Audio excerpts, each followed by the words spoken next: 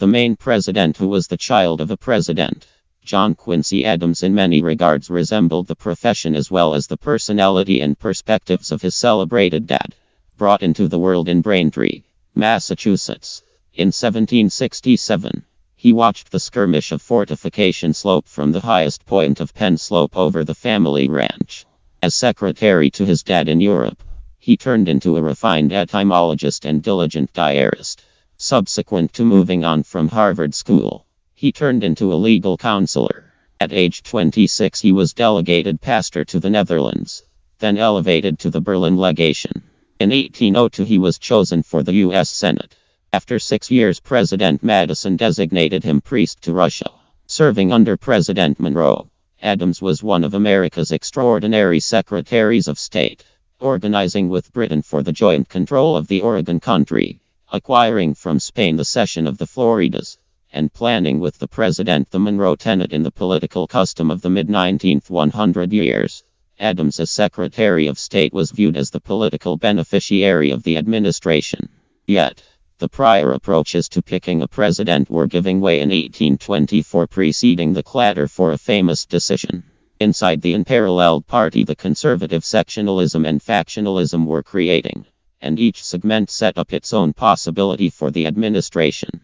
Adams, the applicant of the North, fell behind again Andrew Jackson in both well-known and discretionary votes, yet got more than William H. Crawford and Henry Mudd.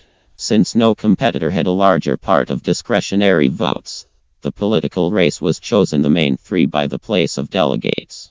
Dirt, who inclined toward a program like that of Adams, tossed his critical help in the House to the New Englander. After becoming president, Adams named Mudd as Secretary of State. Jackson and his irate devotees charged that a bad deal had occurred and promptly started their mission to wrest the administration from Adams in 1828. Adams likewise encouraged the US to take a lead in the improvement of human expression and sciences through the foundation of a public college, the supporting of logical campaigns, and the erection of an observatory. His fault-finders announced such measures rose above protected limits.